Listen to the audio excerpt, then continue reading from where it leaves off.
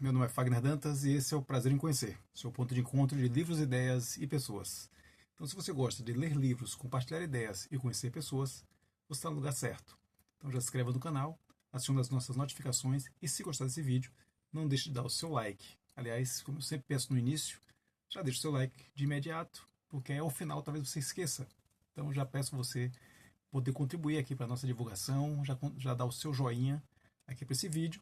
Eu espero que você possa estar conosco aqui por um bom tempo e acompanhar essa discussão de hoje, uma discussão bastante interessante sobre um livro bastante surpreendente. Né? Não sai um pouco das minhas expectativas essa nossa leitura de hoje, esse nosso Vale a Resenha de hoje.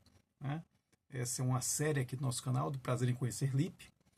Nós já alcançamos aí um acervo de 21 vídeos, acho que esse é o 21º vídeo aqui do nosso canal.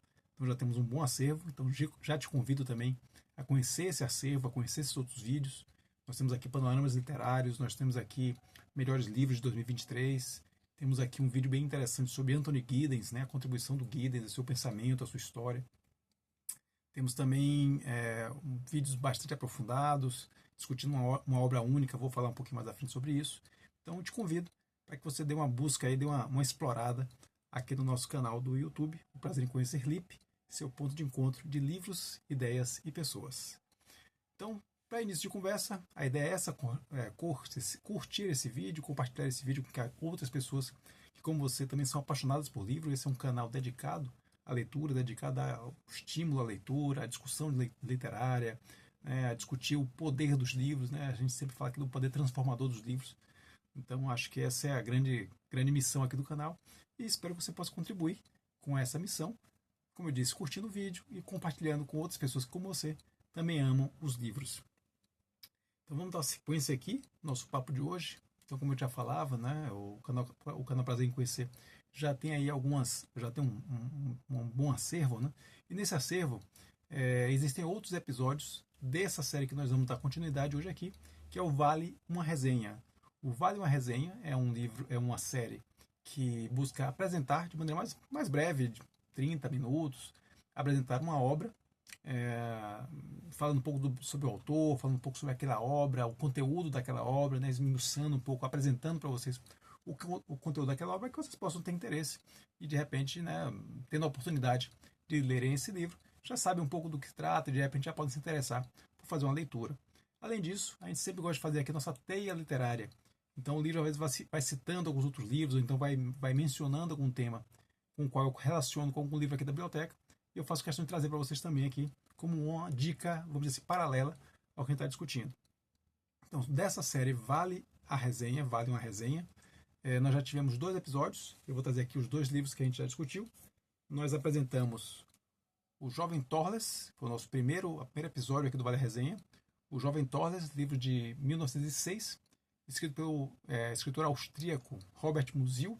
Então, um livro bastante interessante. Esse aqui é um livraço, pequeno no tamanho, mas enorme nas suas interpretações.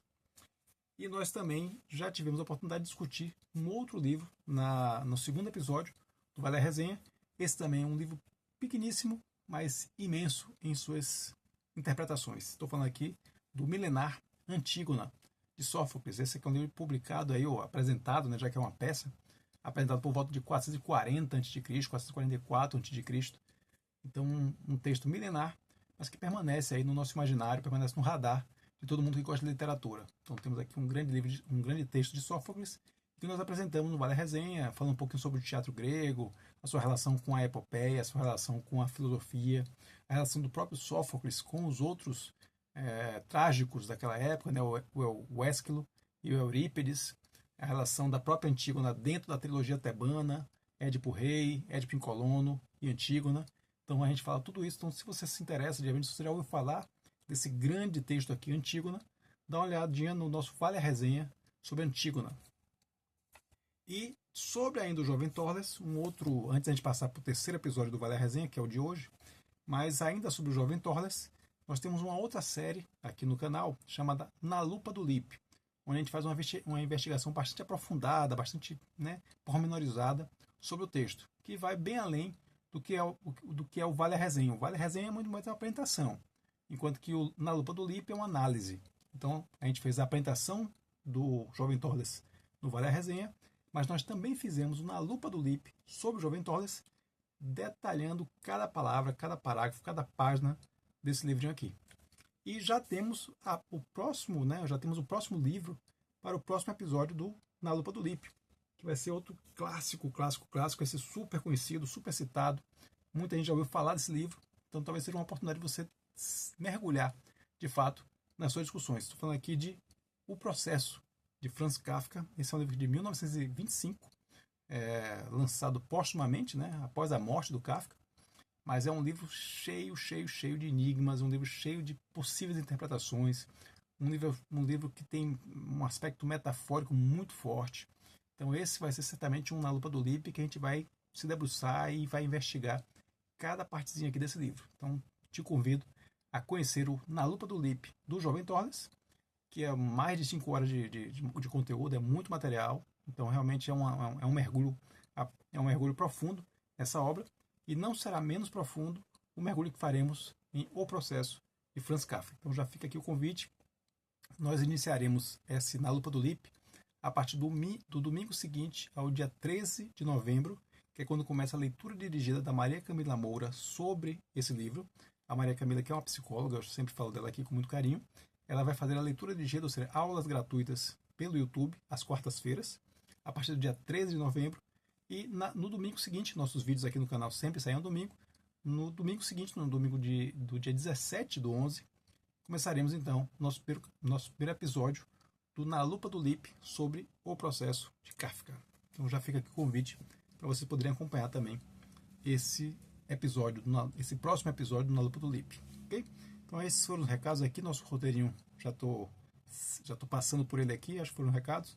Sempre água aqui para manter a garganta hidratada. E agora sim vamos iniciar o terceiro episódio desse Vale a Resenha, falando aí de um livro de um escritor super conhecido pelos seus livros de ficção.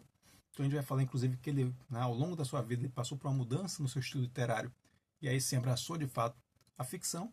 Então é um escritor muito conhecido por seus livros de ficção, mas esse particularmente, que é o meu primeiro livro desse autor super conhecido, meu primeiro contato, minha primeira leitura que eu faço sobre esse autor. Mas eu começo então por um livro de não ficção e começo inclusive pelo seu último livro, porque foi um livro que ele deixou inconcluso porque ele morreu antes de concluir a própria escrita desse livro. Então falo aqui, será alvo do nosso terceiro episódio do Vale a Resenha, o 6 Propostas para o Próximo Milênio, de Ítalo Calvino. Esse é um livro de 1988, o Calvino morreu em 85, esse é um livro lançado em 1988, com essas palestras. Eu vou explicar rapidamente do que se trata esse livro, qual é a proposta desse livro. Como eu disse, é um livro de não ficção e é um livro que faz um verdadeiro mergulho, um verdadeiro passeio, uma verdadeira viagem pela literatura mundial, em particular pela literatura italiana também, fazendo jus aqui ao legado italiano do próprio Ítalo Calvino. Na verdade, ítalo-cubano, como nós explicaremos aqui. O Calvino, que é nascido num subúrbio de Havana, capital de Cuba, né? Surpresa para muita gente, porque nós associamos, e é correto associá-lo como um escritor italiano, porém ele nasceu em Cuba. A gente vai falar sobre isso também. Então, esse é o nosso tema de hoje, é o nosso livro de hoje, aqui no Vale a Resenha. Então, como é que a gente está estruturando aqui o Vale a Resenha, né? A gente vai falar, primeiramente, a primeira parte vai falar sobre o autor, sobre Ítalo Calvino, um pouco da sua vida, um pouco da sua trajetória, e posteriormente vamos nos aprofundar, vamos apresentar o conteúdo desse livro. E aí, como eu disse, trouxe aqui uma pilha de outros livros que são citados, vão sendo pensados, ou livros que eu, lendo o que o Calvino falava, associei com outras ideias trabalhadas em outros livros, de maneira bem interessante. Então é uma forma também da gente fazer essa teia literária, como eu sempre chamo aqui, né? A gente conectar o livro do Calvino com outros livros que tem aqui na nossa biblioteca. Então vamos em frente, falando agora primeiro sobre o próprio Ítalo Calvino. Ítalo Calvino, ele nasceu em 1923, e aí vem a primeira grande surpresa, né? Ele nasceu num subúrbio da capital Havana, da capital de Cuba, né? A cidade de Havana. Então, como esse autor tão vinculado à Itália, né? Até pelo próprio nome, esse nome tem uma razão de ser também, como esse autor tão vinculado à Itália, né, ele chegou em Cuba, né? Como é que aconteceu esse nascimento? Então vamos lá, começando pelos pais. O Mário e a Eva, né, Calvino, que são agrônomos. Né? Os dois são agrônomos, são cientistas, são pessoas da ciência, pessoas da academia, mas com um espírito sempre muito rebelde, um espírito sempre anti-totalitarismos, anti-fascismos.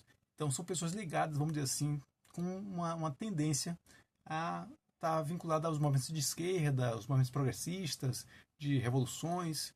Então não era aquele típico casal italiano, né, acostumado ali com seus vinhedos, ou então com fazer a agricultura ali das plantações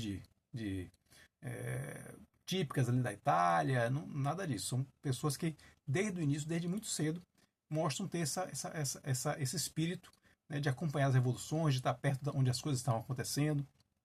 Então não é, né, por outra razão que eles, em 1909, eles saem da Itália e vão para o México. Né, começam a trabalhar no México. Inclusive o Mário chega a ter um posto até grande, né, um posto de hierarquia elevada dentro do Ministério da Agricultura do México. Então eles não vão para lá em 1909 e ficam lá até 1917, inclusive a posterior, né, acompanhando de alguma maneira a Revolução Mexicana. Né? Mas em 1917 eles partem não de volta para a Itália, mas para Cuba e vão praticar, né, o seu ofício, né, sua ciência agronômica, vão praticar isso em Cuba. Né? E em Cuba, justamente chegando lá em 1917, em 1923 nasce o filho do casal, nasce o Ítalo Calvino. E é justamente por estarem em Cuba, né, ter essa ascendência, mas já terem saído da Itália desde 1909, primeiro para o México e depois para Cuba, a sua mãe, a Eva, ela decide dar um nome que é um nome muito pouco comum, né, para os italianos, né, o italiano Giovanni, né, Pietro, mas ela dá o nome de Ítalo, Ítalo Calvino. Esse Ítalo, segundo né, a história que se conta, o que se tem de registro, foi uma intenção da mãe de Calvino de que ele não perdesse, né, de que ele mantivesse, melhor dizendo, a consciência da sua ascendência italiana. Então, Ítalo Calvino, Ítalo de Itália mesmo. Então, esse eu acho que já foi um primeiro ponto interessante que eu achei dessa história de Ítalo Calvino. Né? Esse nome dele tem essa função. Ela achava que eles iriam ficar fora da Itália e, portanto, para que ele não se esquecesse das suas raízes italianas, ela dá esse nome, Ítalo Calvino. Acontece que apenas 2 anos após a ida deles, após o nascimento de Calvino, de Ítalo Calvino, eles retornam para a Itália. Eles voltam para a Itália e passam a viver na Itália. Então, de fato, o crescimento, né, a formação do Ítalo Calvino se dá na Itália. Então, é por isso que eu acredito que seria correto chamá-lo de escritor italiano, porque a sua pátria de formação, de fato, foi a Itália. Mas não, né, não deixa de ser uma informação interessante o fato de ele ter efetivamente nascido em Cuba, num subúrbio de Havana. Então, retomando aí a formação do Ítalo Calvino, ele tem aí desde a infância um certo gosto pela literatura, né, em especial o livro da Selva, do Rudyard Kipling, né, famoso pela história do Mowgli, né, o Menino Lobo. Então ele já tem ali um gosto por essa história, por essa literatura, mas de fato reconhece que os pais, né, a casa onde ele estava ali, o ambiente dele não era um ambiente muito dado à literatura, era um ambiente mais de ciência, né, os pais eram muito voltados para a ciência, inclusive não vamos dizer assim, não estimulava ele nessa prática da literatura, né? Mas ele já tinha uma coisinha ali, uma semente da literatura nele, no próprio Calvino. E ele reconhece isso. Mas, independente disso, em 1941, ele se matricula na Faculdade de Agronomia para seguir os passos dos seus pais. Né? Ele não se dedica, né? Naquele momento ele não deixa desabrochar ainda essa vontade, esse gosto pela literatura. Então ele segue o caminho dos pais e se matricula na Faculdade de Agronomia da cidade de Turim, que é onde então ele vive. Então em Turim ele começa a sua vida acadêmica na Faculdade de Agronomia. Em 43 ele se muda para Florença e em Florença ele aí vai fazer a faculdade também de agronomia. Então ele continua seguindo aquele espaço, apesar de que ali já tinha essa vontade, vamos dizer assim, dele, né? Já existia ali desde a infância esse gosto pela literatura. E em 43 é interessante, quando ele vai para Florença, ele continua seguindo a faculdade de agronomia, mas já com certo contragosto. Porque em Florença, a essa altura da vida, ele já sabia que ele não seria, ou pelo menos ele não queria ser, um agrônomo. A sua intenção era ser um dramaturgo. Ele queria trabalhar com teatro, ele já queria se ligar realmente a produzir peças, produzir textos dramáticos. Então, tanto que naquela época ele tinha como grandes inspirações dois grandes autores teatrais, o Pirandello e o Eugênio O'Neill. Né? Então, eram dois produtores, ali, dois dramaturgos que ele já tinha como inspiração, que ele já buscava conhecer os trabalhos, já conhecia, já gostava das peças desses dois autores. Então já era ali um começo, já estava assim se consolidando na alma do próprio Ítalo Calvino, que ele não seria alguém da área da ciência, mas sim alguém da área das letras. É por isso que em 44, quando ele retorna para 44, se não me engano aqui, exatamente, né? Não, 45. 43 ele vai para Florença, 41 ele entra na faculdade de Turim, 43 vai para Florença, em 45 ele volta para Turim. Só que volta para Turim dessa vez não para estudar mais na faculdade de economia, mas sim na faculdade de letras. Então, finalmente, ele abraça o seu talento, ele abraça a sua vocação de ser um homem das letras. Então, ele retorna para Turim e aí ele ingressa na faculdade de letras. Em 46, logo no ano seguinte, ele já consegue publicar o seu primeiro livro, chamado Andato ao Comando, em 1946.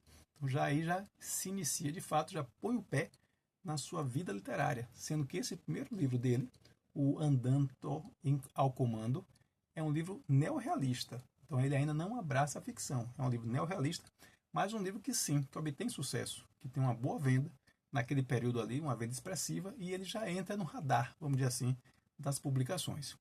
Em 47 ele se forma em letras na Faculdade de Turim.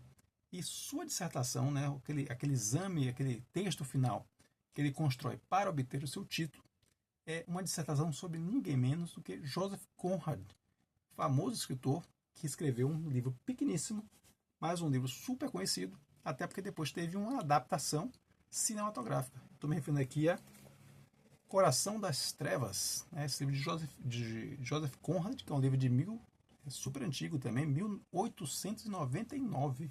Esse livro aqui, livrinho pequenininho, mas ficou muito famoso porque esse livro deu origem ao filme do Francis Ford Coppola, o Apocalipse Now. Ele vem, né, essa coisa da viagem, né, de uma pessoa perdida numa área não civilizada e alguém que vai resgatar essa pessoa. Então isso está nesse livro aqui e isso é retratado aí no Apocalipse Now do Francis Ford Coppola. Então estou conectando aqui já um primeiro livro externo aqui, que é o Joseph Conrad com seu O Coração das Trevas. Joseph Conrad, que foi o tema da dissertação que deu a Ítalo Calvino o título de Letras, o título da Faculdade de Letras.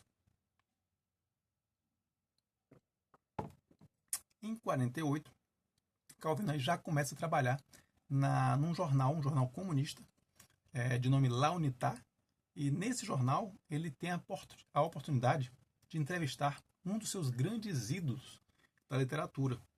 Estou me referindo aqui a alguém que já era muito famoso à época do Calvino, está falando aqui do final dos anos 40, já tinha escrito algumas grandes obras, mas escreveria pelo menos duas que eu tenho aqui comigo na nossa biblioteca, que se tornaram extremamente conhecidas, que foram posteriores a essa entrevista de 48, mas que já mostram, que já mostrava ali que esse autor seria um dos grandes autores da literatura.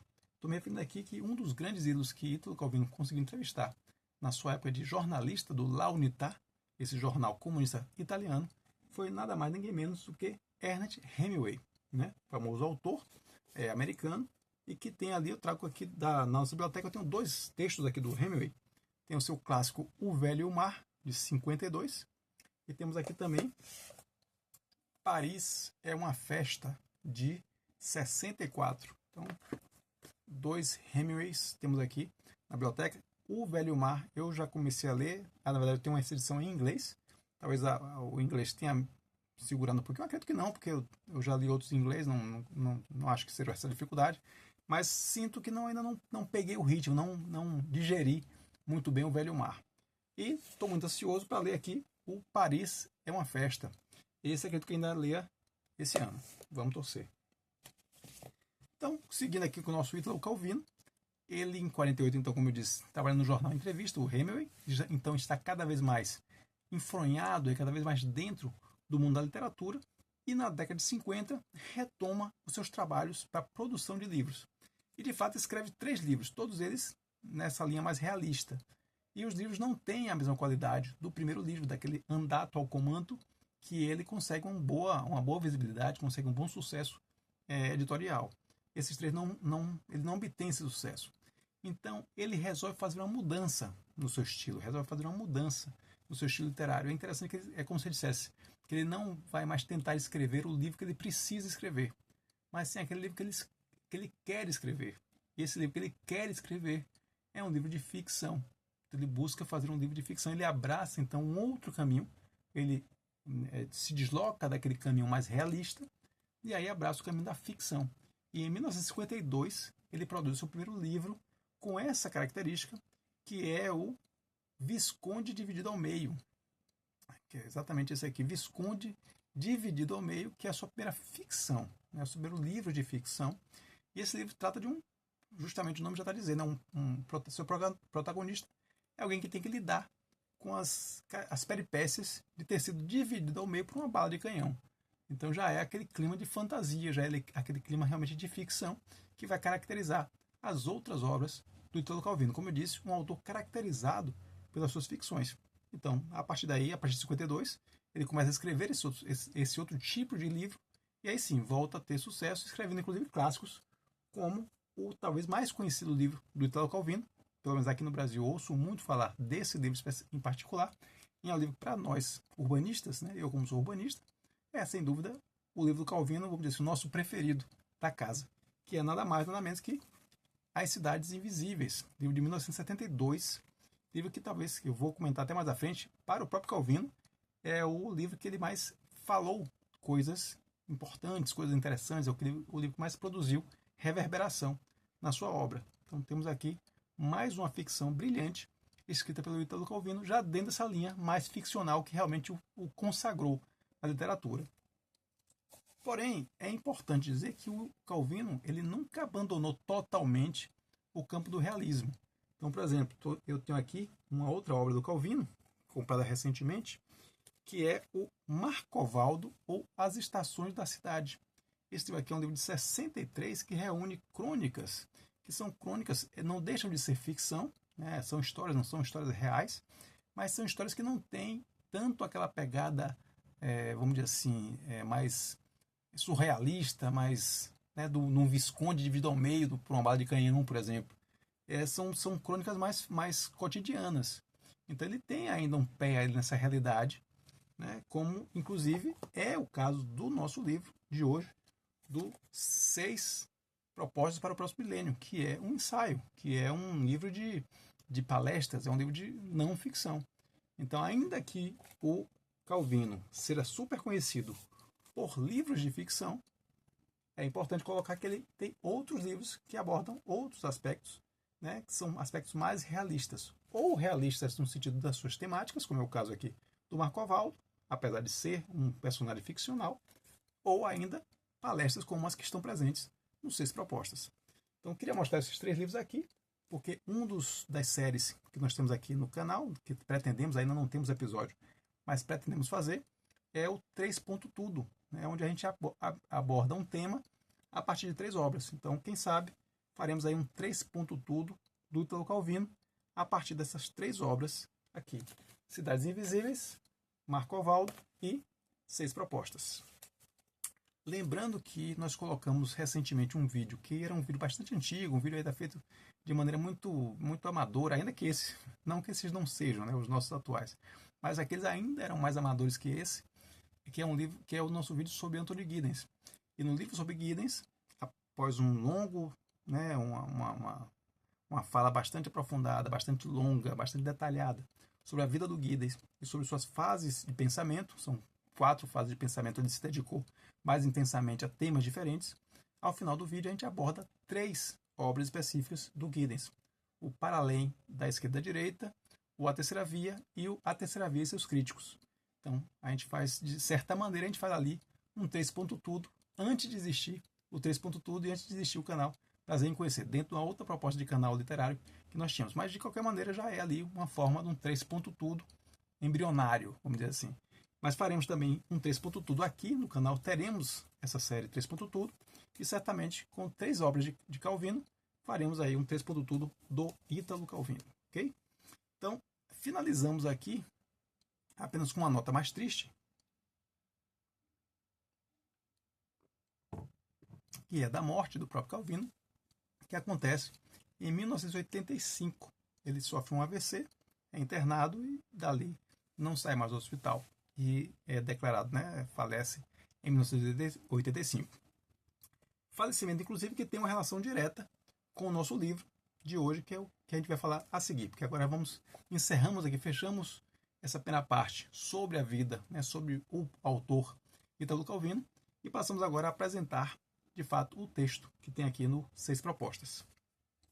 Primeiro, falar sobre como surge esse livro, como é que nasce esse livro aqui, os 6 Propostas para o Próximo Milênio. Calvino, ele já é, no final dos anos 80, né, no início dos anos 80, ele já é um autor bastante consagrado, o próprio Cidades Invisíveis de 72, então ele já é um autor que já tem uma obra, já tem uma produção literária significativa, e em 1984, ele recebe da Universidade de Harvard um convite para fazer as Charles Eliot Norton Lectures, Poetry Lectures, que são palestras, né? A Universidade de Harvard é uma das mais reconhecidas do mundo, escolhe figuras proeminentes da cultura para que se façam palestras ao longo de um semestre letivo deles. Então, por exemplo, essa própria Charles Eliot Norton Lectures, ela existe desde 1926, já tendo recebido nomes como Jorge Luiz Borges, né, o grande argentino Jorge Luiz Borges, e o próprio T.S. Eliot, que é um grande poeta norte-americano também. Então, só nomes assim super consagrados são convidados a fazer essas lectures, que são uma série de palestras dadas ao longo de um semestre letivo.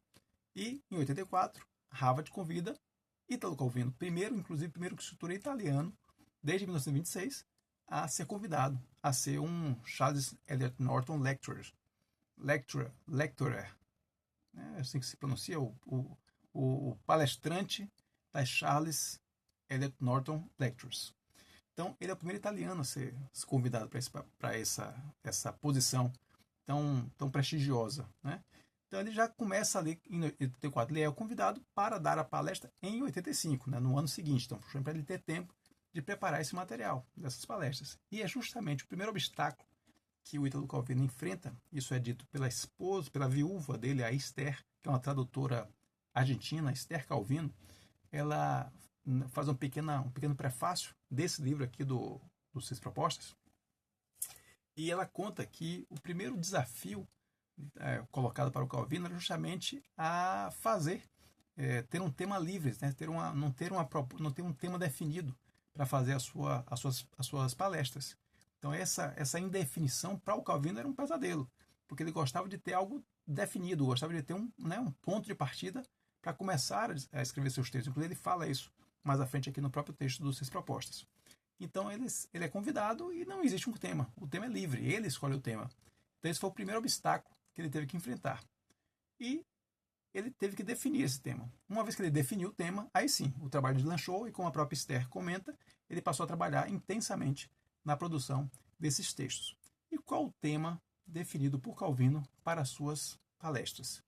Ele define 6 valores literários que devem ser mantidos na virada do próximo milênio. Então, a gente está falando aqui de uma série de palestras a serem dadas em 1985, então aí faltando 15 anos para a virada do milênio. Então, ele define falar sobre 6 valores literários que devem ser mantidos, que devem ser preservados pela sua importância para a literatura do próximo milênio. E que valores são esses? Vai ser justamente os temas aqui dos 5 capítulos desse livro, até porque o 6º não pôde ser escrito, né? Justamente porque ele faleceu antes, ele falece antes de concluir a 6ª palestra. Mas que temas são esses? Primeiro, leveza. Segundo, rapidez. Terceiro, exatidão. Quarto, visibilidade. E quinto, multiplicidade. Essas 5 palestras são apresentadas, são os 5 capítulos desse livro. A 6ª palestra chamaria-se consistência. mas, como eu disse, infelizmente não chegou a ser escrita, porque o Calvino falece antes de poder escrevê-la. Então, a partir daí, a partir desse prefácio, né, um prefácio da sua esposa, da viúva Esther Calvino, que fala um pouco sobre esse convite, essa preparação dos textos, nós temos duas pequenas notas do próprio Calvino sobre o trabalho, né, notas de apresentação, ao que ele iria falar, a essa defesa desses 5 valores. E aí sim, o livro então parte para os 5 capítulos, cada um dedicado a um desses valores. Então faremos aí uma breve apresentação de cada um desses 5 capítulos. O primeiro, como eu disse, chama-se leveza. E o autor coloca de início como sendo uma característica da sua escrita. Ele buscou sempre dar leveza ao seu texto, leveza aos seus personagens, às situações ali vividas, e inclusive leveza na estrutura do texto e na própria linguagem que ele usa no texto. Então, leveza, esse valor da leveza, é um valor que ele próprio considerava super importante na literatura. E aí, já de início, ele já começa a fazer essa viagem literária, que, como ele mesmo fala, como primeiro autor italiano, ele tem que defender aí uma tradição de produção literária da Itália que tem, segundo ele, 8 séculos ininterruptos de produção. Então já é uma tarefa em si mesmo hercúlea. Ele vai fazer isso fazendo uma grande viagem, né, literária. Esse livro é particularmente interessante, eu que sempre comento aqui, que eu adoro livros que falam sobre livros, né? Então, para quem gosta de livros que falam sobre livros é gostar 2 vezes. Então esse é um típico caso de um livro que fala, né, que o seu conteúdo trabalha, menciona vários livros ao longo do seu texto. Então já dá um toque especial para quem gosta de literatura. Então exatamente isso ele faz uma grande viagem por várias obras da literatura mundial. E logo aqui nas primeiras páginas, ele já começa citando o poeta romano Ovídio, né, um poeta do início ali dos primeiros anos aí da Era Comum, depois do nascimento de Cristo, que é como a gente chama essa demarcação, que Ovídio, esse poeta romano, ele, inclusive romano, né, italiano, de alguma maneira, né, na sua ascendência italiana, ele escreve no ano 8 depois de Cristo um livro chamado Metamorfoses, um texto chamado Metamorfoses. E nesse texto é o primeiro ponto que o autor conecta aqui a literatura com seu tema da leveza. O Ovídio fala da luta entre Medusa e Perseu. Medusa, aquela figura mitológica que todos que a olhavam se transformavam em pedra, né? Então essa pedra, se transformasse em pedra, representava o peso, esse peso contra o qual o Italo Calvino se resigna, se indispõe, ele quer vencer esse peso. Então a figura da Medusa era essa figura que representava a pedra, representava o peso. Por outro lado, quem vence a Medusa? Perseu, que usa o reflexo do seu escudo para conseguir vencer aquele grande monstro mitológico. Então ele já faz aqui um primeiro contraponto muito interessante, que é essa pedra da Medusa se contrapondo à leveza, esse peso da pedra da Medusa, se contrapondo à leveza do reflexo do escudo de Perseu. E aí, mais bonito ainda, mais interessante desse texto, ele avança e diz que o poeta, o literato, ele é justamente aquele que não lida com o peso do mundo, mas lida com a leveza do reflexo desse mundo. Então, o poeta, o literato, o que escreve, o agente da literatura, né, o produtor de literatura, ele não lida diretamente com o mundo, né? Não é alguém que lida diretamente, fisicamente, em primeira mão com o mundo, mas lida com o mundo a partir da reflexão sobre esse mundo. Então, já achei muito interessante aqui esse primeiro jogo de ideias aqui que ele faz com a ideia de leveza e de reflexo, e que o poeta lidaria com a leveza do reflexo do mundo e não com o peso das pedras do mundo, vamos dizer assim. Então achei bem interessante essa primeira parte. Um outro autor que ele já chama aqui, então ele chamou Ovídio, né, esse autor aí lá do início da Era Comum, mas logo em seguida ele chama um outro autor que tem a leveza no título da sua principal obra.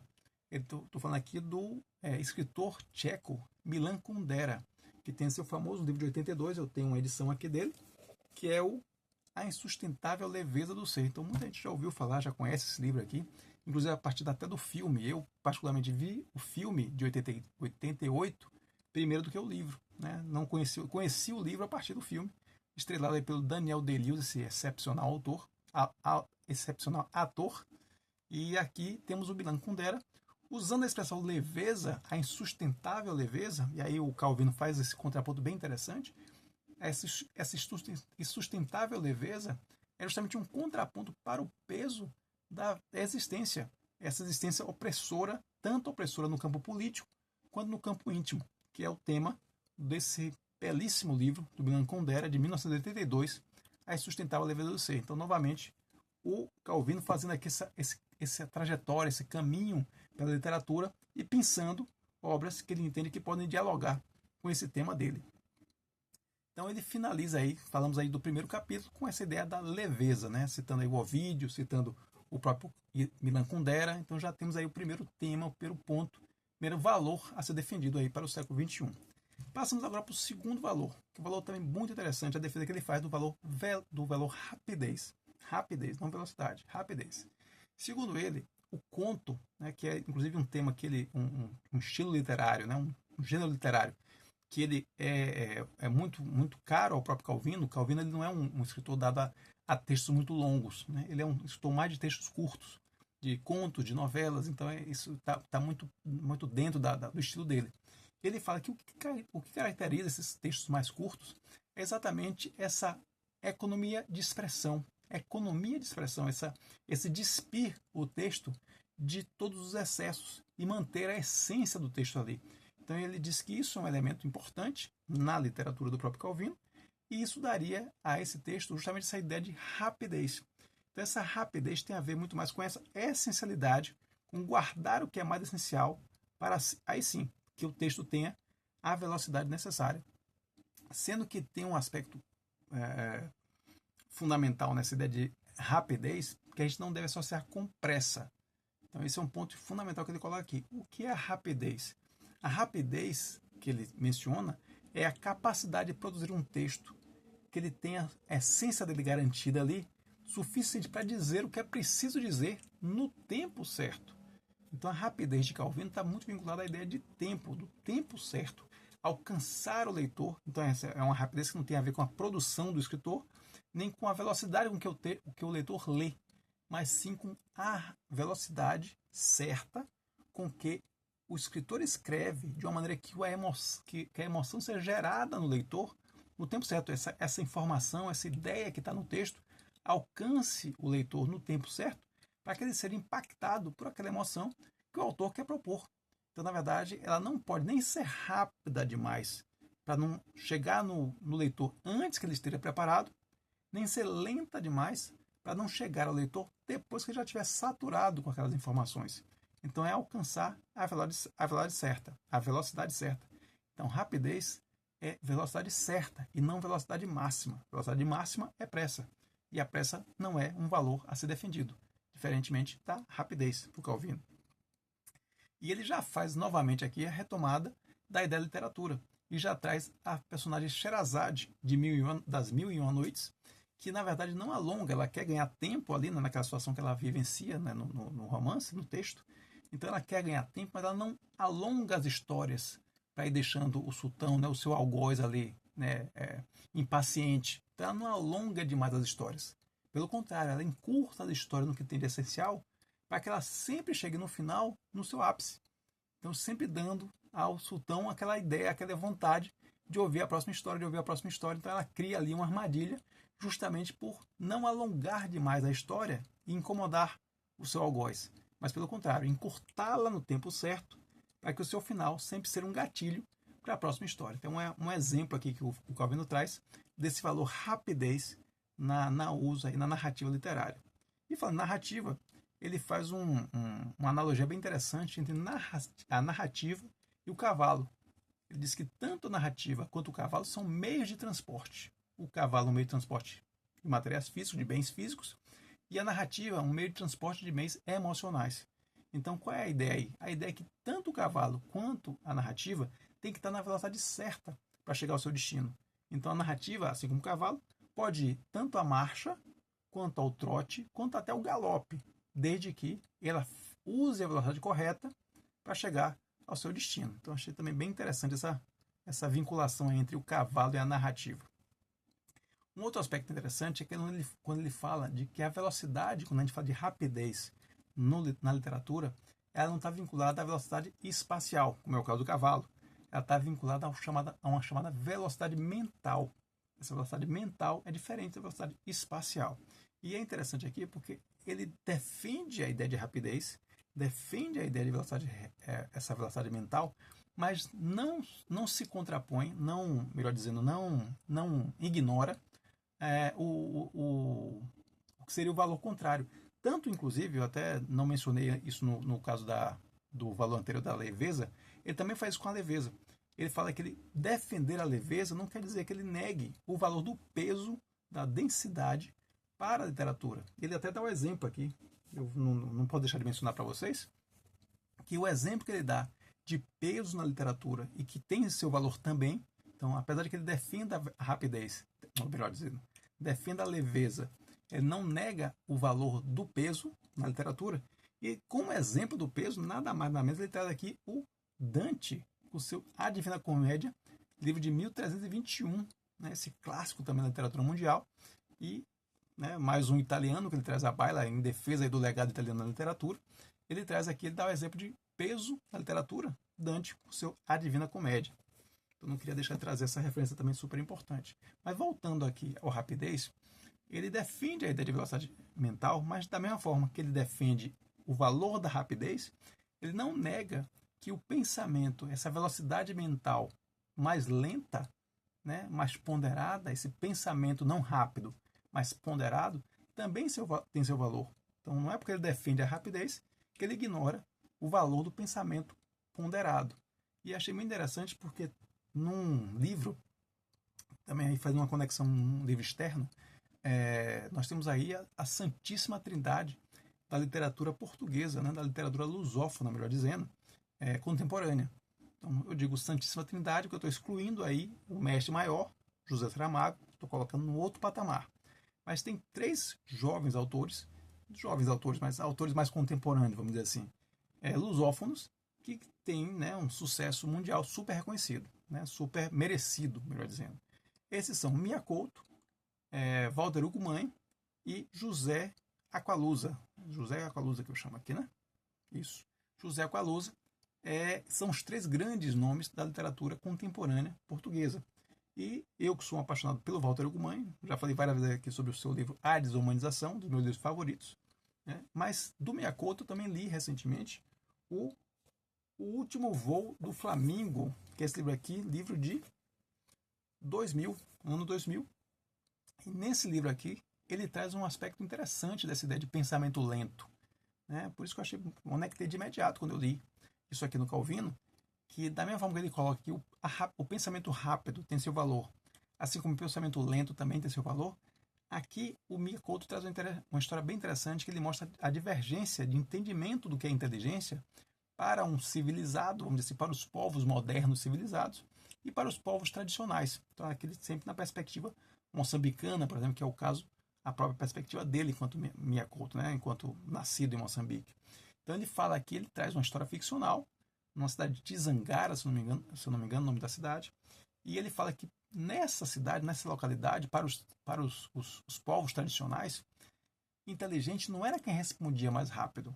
Isso é uma concepção completamente ocidental, completamente civilização moderna. Diferentemente, para os povos tradicionais, quem respondia mais devagar é que era mais inteligente. Né? Se a gente for parar a pensar, a ideia de resposta rápida dá uma ideia de acesso rápido a muita informação. Mas a resposta lenta é aquela resposta mais ponderada, mais pensada. Então, não deixa de ser interessante aqui esse elemento trazido de Mia Couto e que reflete um pouco a discussão trazida pelo Ítalo Calvino quando contrapõe velocidade, pensamento veloz, né, pensamento rápido e pensamento lento. Nenhum dos dois, nem um pensamento rápido, nem um pensamento lento, são necessariamente superiores um ao outro, mas têm qualidades diferentes, como colocados pelo Ítalo Calvino e pelo Mia Couto. Mas o Ítalo Calvino, né, novamente, defende aqui que o pensamento rápido tem características que justamente vêm dessa ligeireza dele. Então ele defende realmente a ideia de rapidez como sendo um valor literário que valeria a pena se manter no século XXI. Essa ideia também desse pensamento rápido, desse pensamento, né, dessa superatividade, me lembra também outros dois livros bem interessantes que eu não queria deixar de citar aqui. Um super conhecido, já favorito da casa, super citado, que é o Byung-Chul Han, esse teuto-coreano, né, coreano radicado aí na Alemanha, com seu Sociedade do Cansaço, 2010, seu livro mais famoso. Então aqui temos uma crítica ferrenha ao produtivismo, essa velocidade exacerbada. Mas um outro livro, talvez não tão conhecido quanto o do Byung-Chul Han, mas super também informativo, super denso na sua análise sobre as questões de como o mito da velocidade, né, esse grande paradigma da velocidade, ele está influenciando negativamente as nossas vidas. É o Devagar, do Cal Honoré. Esse é um livro aqui de 2005. 2005 esse aqui. 2010 o do Byung-Chul Han e 2005. Esse já é mais parrudinho, do Cal Honoré, justamente criticando aí, né, essa ideia da velocidade a toda prova, da velocidade a todo custo. E ele aqui traz uma série de experimentos, uma série de experiências que valorizam pelo outro lado, valorizam o devagar, valorizam o ponderado, valorizam o mais lento, dentro um pouco daquela linha que o Miyakoto também elogia no seu O Último Voo do Flamingo. Seguindo adiante, é interessante trazer uma informação aí, uma informaçãozinha mesmo, que o Calvino afirma que tem como uma das suas máximas, uma máxima italiana, é um dos seus lemas, uma máxima latina que diz festina lente, que segundo ele significa apressa-se lentamente. Essa ideia dos oxímoros, né, das palavras que se contrapõem entre si, que a gente viu tanto lá na Lupa do Lippe sobre o Jovem Torres. O oxímoro é um elemento que se repete muito no Jovem Torres. Aqui também achei interessante trazer esse item, dessa parte que ele fala de rapidez, essa predileção que ele tem por esse lema, essa máxima latina, festina lente, apressa-se lentamente. Né? Isso já abre margem para muita interpretação. Então o que ele fala é que ele, como escritor, ele sempre buscou palavras que levassem a essa rapidez no sentido de um raciocínio rápido que conecte pontos muito distantes nesse espaço imaginário, nesse espaço da literatura, nesse espaço da narração. Então ele busca essa escolha de palavras adequadas para permitir essa conexão rápida entre pontos muito distantes. Então não deixa de ser também uma intenção bastante interessante dele enquanto literato, né? Juntar elementos distantes a partir de palavras que permitam o raciocínio mais rápido, que conecte esses pontos tão distantes. Então essa ideia de escolha de palavras, ele também traz esse elemento aqui. Essa escolha de palavras aproxima, de certa forma, a prosa da poesia.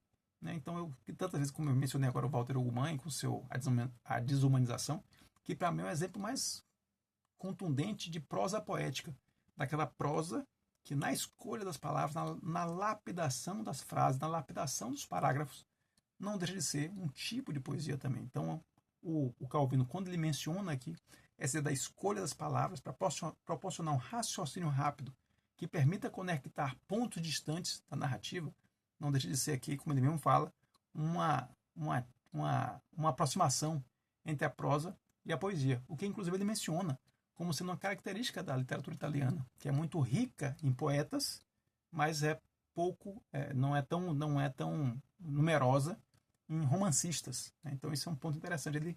Essa linha que ele segue, dessa rapidez, né? Essa coisa mais próxima da poesia, não deixa de ser uma continuação desse legado mais rico em poetas do que em romancistas da própria literatura italiana.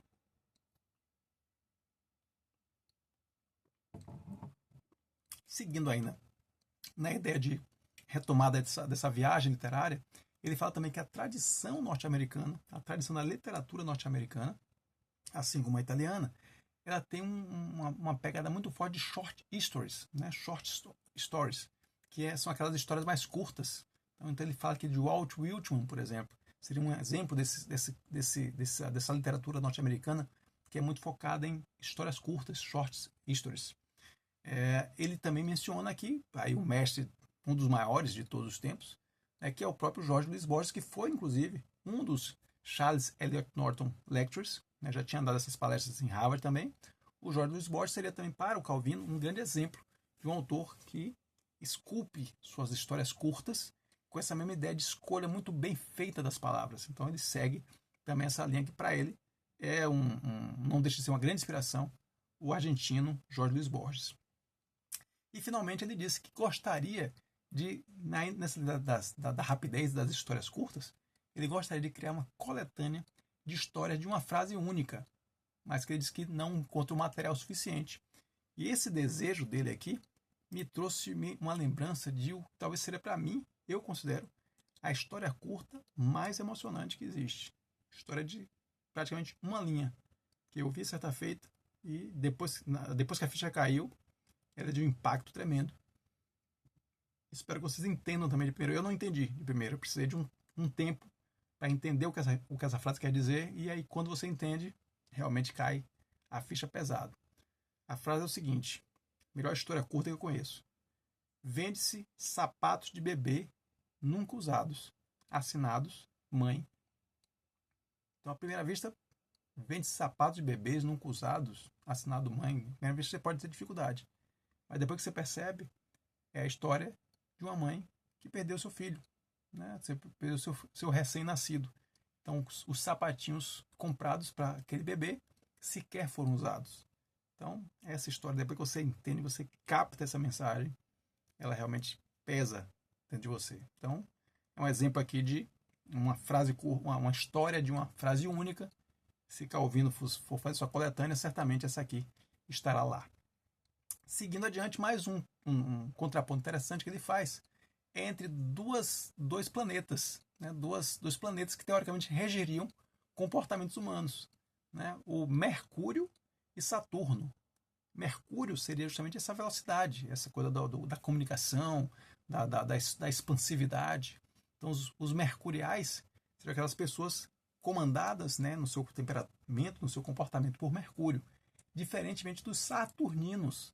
Os saturninos, comandados por Saturno, seriam aqueles mais soturnos, mais introspectivos, né, mais calados. Então, justamente esse contraponto eu achei muito interessante, porque ele mesmo se coloca na condição de um saturnino que sonha em ser mercurial. Então, achei muito interessante esse contraponto daquela pessoa que é mais introvertida, né, mais para dentro, mas que deseja ser alguém mais comunicativo, alguém mais expressivo, né, alguém que se comunique melhor, que seja mais efusivo nas suas comunicações. Então, achei muito interessante esse ponto. E é exatamente um outro elemento que me trouxe aqui, um outro livro, que eu fiquei perguntando, será que quantos saturninos não querem se mostrar mercuriais? E aí, inclusive, nas redes sociais, né? Hoje é coisa de todo mundo alegre naquelas festas e tudo mais, e você querendo mostrar aquela alegria. Será que aquela pessoa entre quatro paredes, será que aquele mercurial entre quatro paredes não é um saturnino? Então isso me lembrou também esse livraço aqui, de 2002, A Euforia Perpétua, do filósofo francês Pascal Bruckner.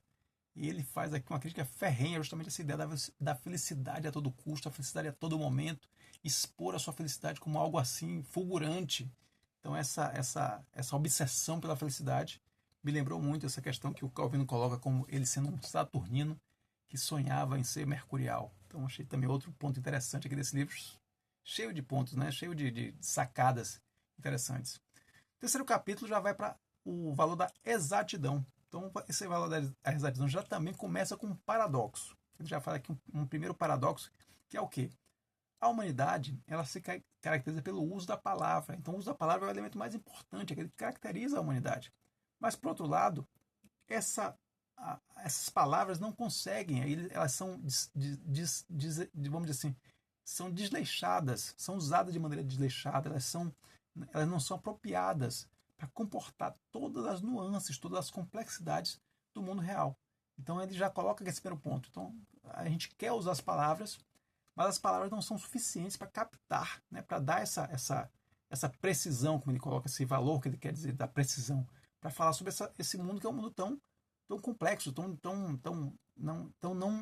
não encaixável nas limitações da linguagem. Então esse é um primeiro ponto que ele já acha aqui fundamental, que é essa ideia de que precisão seria a busca do equilíbrio entre os contornos da palavra, os contornos definidos da palavra e as margens indefinidas da realidade.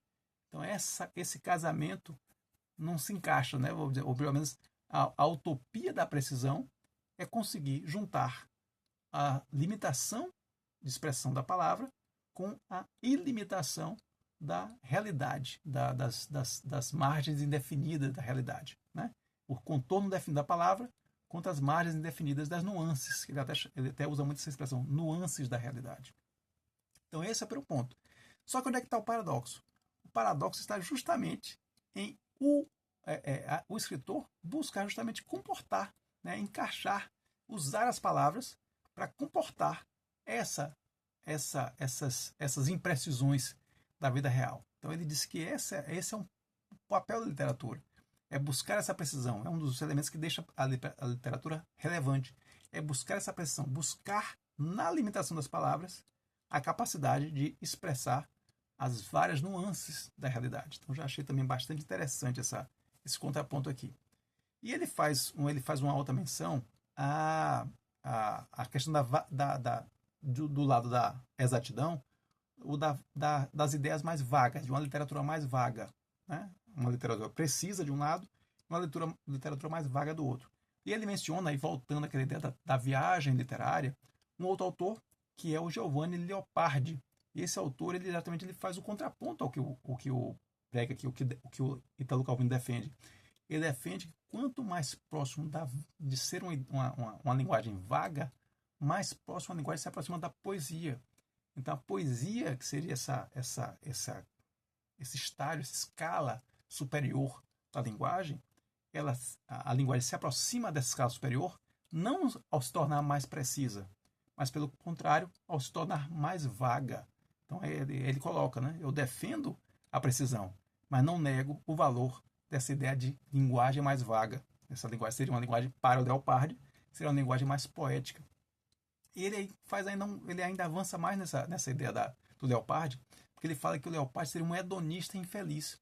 E todo infeliz, ele vê no desconhecido mais esperança do que no conhecido, porque ele é infeliz diante do que ele vê, ele é infeliz diante da realidade atual. Então ele sempre busca no desconhecido aquela ideia, onde depositar suas esperanças, né? Ele sempre deposita suas esperanças no desconhecido. Porém, existe aí uma contradição. É aí que aparece a ideia de linguagem vaga.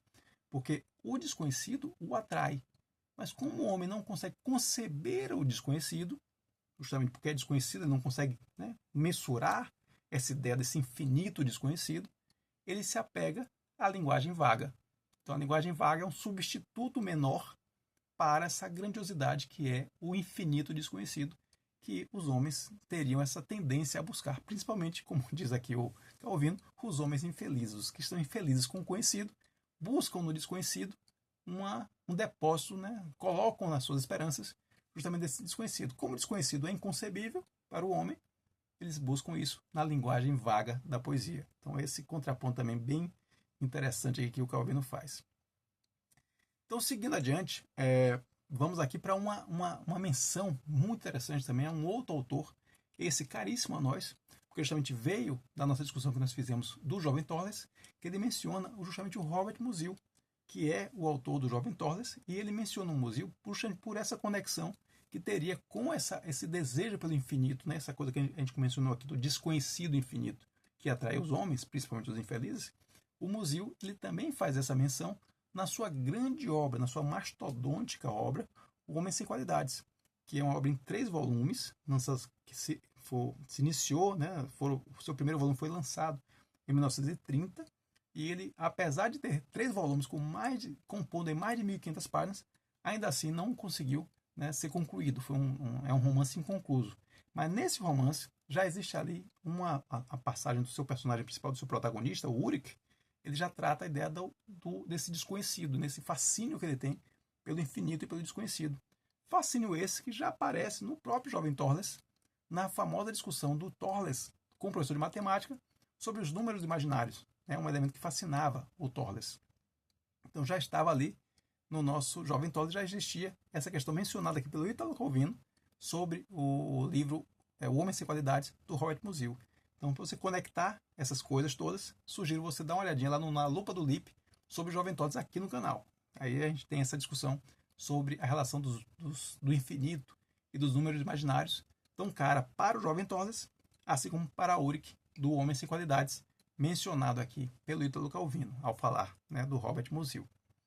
Outro autor que ele menciona também nessa linha, né, da precisão e da exatidão é o francês Paul Valéry. eu tenho aqui esse livrinho dele, o Discurso sobre Estética, Poesia e Pensamento Abstrato, do Valéry, que o Ítalo Calvino menciona com muita notoriedade, assim, dando muito valor a essa figura aqui do Valéry. Então achei interessante, tinha esse livro aqui, até me estimulou mais a dar uma lidazinha, certamente um livro curtinho, leitura rápida, mas imagino eu que bastante densa também.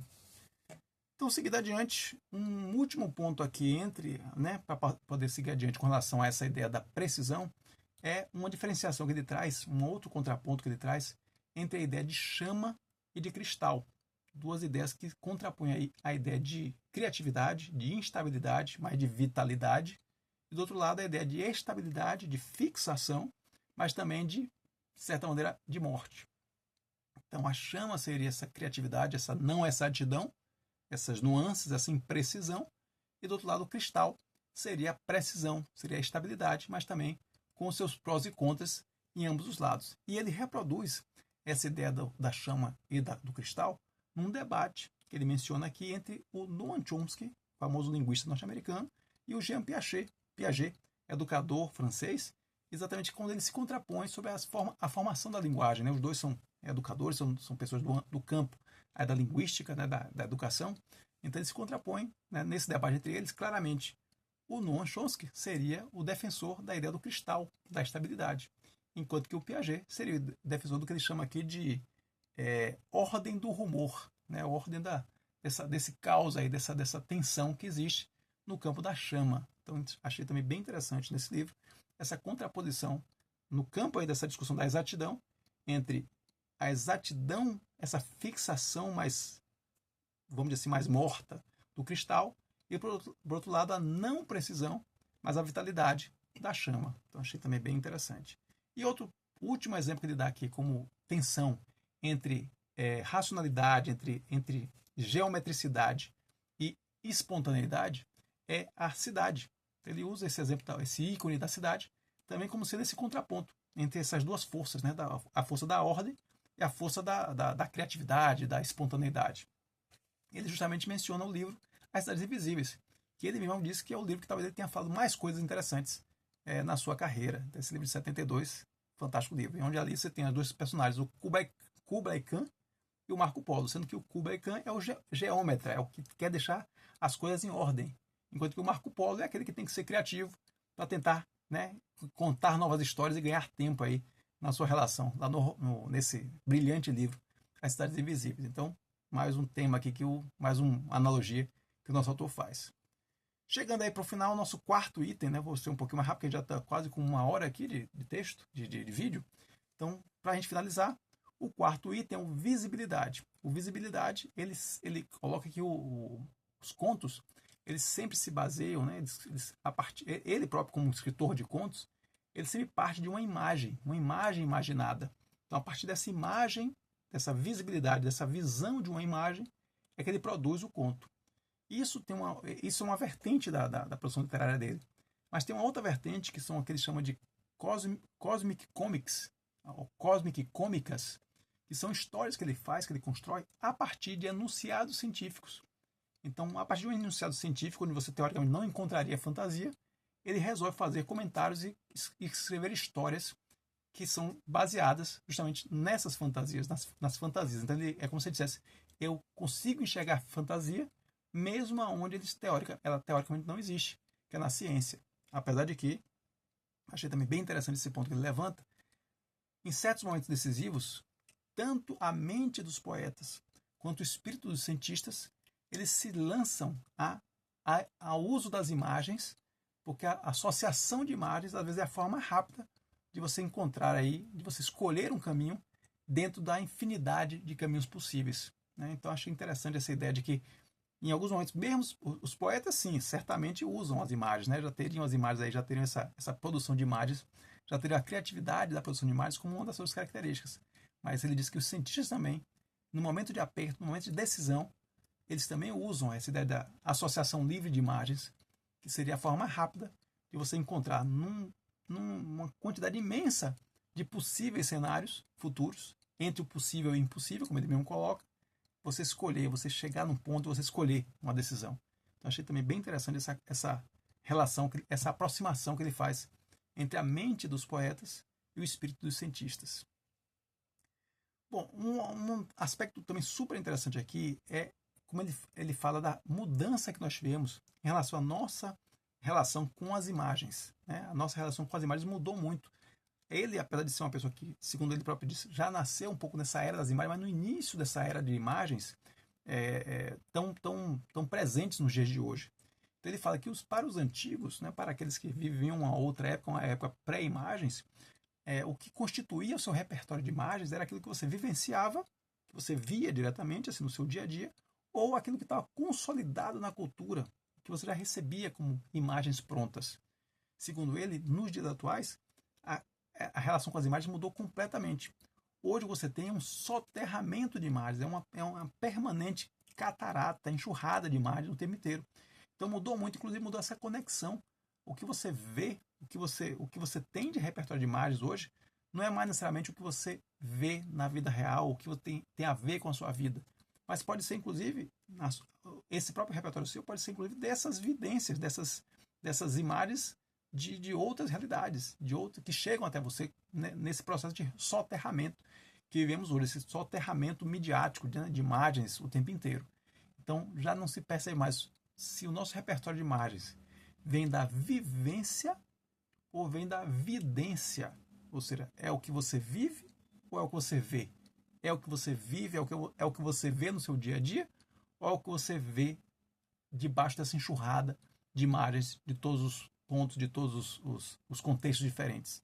Então isso muda completamente, na opinião do autor, muda completamente a nossa relação com esse imaginário visual. Né? Então hoje o que se tem para produzir é um imaginário visual muito mais ligado à vidência do que à vivência. Então isso eu achei também um elemento interessante e me lembrou novamente mais 2 textos aqui, 2 livrinhos curtos, mas acho que vale a pena fazer menção. Um é o livro de 2012, nosso favorito da casa, novamente, Byung-Chul Han, com seu Sociedade da Transparência.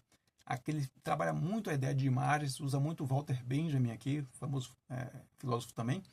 Esse livrinho aqui, novamente pequenininho, como a maioria dos livros do Byung-Chul Han, trata muito a ideia de como nós lidamos com as imagens aqui. E outro que vai nessa mesma linha, esse já mais antigo, de 97, é o do Giovanni Sartori, o Homo Videns. E aqui ele fala basicamente de televisão e pós-pensamento. Novamente, como esse mundo das imagens ele muda a nossa percepção da vida. Né? Quem veio de um mundo das letras passar para o mundo das imagens é uma mudança extremamente profunda do ponto de vista cognitivo. Então, esses são os pontos que são aprofundados aqui nesse livrinho bem interessante do Giovanni Sartori. Seguindo adiante, temos, segundo o autor, 2 caminhos para lidar com esse soterramento de imagens. O primeiro é reciclar as imagens existentes a partir de novos contextos. Isso, segundo ele, é a típica prática do pós-modernismo. Você pegar imagens velhas e reconfigurá-las, reciclá-las a partir de novos contextos. E uma outra vertente, que ele me parece que é mais afeito a essa vertente, é você zerar as imagens, ou você reduzir ao máximo a ancoragem visual, né, dos textos, da produção literária. Então, ficar naquelas imagens mínimas, porém essenciais. É um elemento que ele já usou aqui para defender tanto a leveza quanto a rapidez. Então, novamente, focar no essencial. E ele dá exemplo desse essencial, nada mais, nada menos do que um dos meus autores favoritos, um dos mais significativos, que a gente vai certamente voltar aqui ao canal, que é o Samuel Beckett. Né? Esse autor que trabalha sempre com cenários pós-apocalípticos, cenários muito vazios, muito desérticos. Né? Eu trouxe aqui na minha biblioteca, tenho nada mais, nada menos que o nosso Malone morre, esse livro do Samuel Beckett, esse grande autor. Esse livro é de 51, mas apesar do texto aqui, que certamente eu quero muito ler esse livro ainda esse ano, mas apesar do texto, Malone morre, o Samuel Beckett é muito mais conhecido como dramaturgo, um produtor de peças. Peças como Esperando Godot, de 52, talvez sua peça mais famosa, mas aquela que me impactou muito profundamente, porque assisti aqui em Salvador, foi um choque, assim, um murro, de fato, nada menos que Fim de Partida, de 57. Essa peça é simplesmente espetacular. Então a gente vai certamente voltar a falar aqui do Samuel, quem sabe falando de teatro e literatura, certamente uma boa. Samuel Beckett, certamente alguém que vai voltar aqui para o canal. Finalmente, para finalizar o texto, o vídeo que já está enorme, já ultrapassou completamente a ideia dos 30 minutos do Vale a Resenha aqui, mas já finalizando, vamos para o último item, né? O último valor a ser defendido, que é o valor da multiplicidade. Multiplicidade. Como é que o autor visualiza isso? Ele visualiza novamente com a ideia de um paradoxo. E aí ele menciona novamente o Robert Musil. Robert Musil, que com essa obra mastodôntica, que é Homens Sem Qualidades, não chegou a finalizar a sua obra.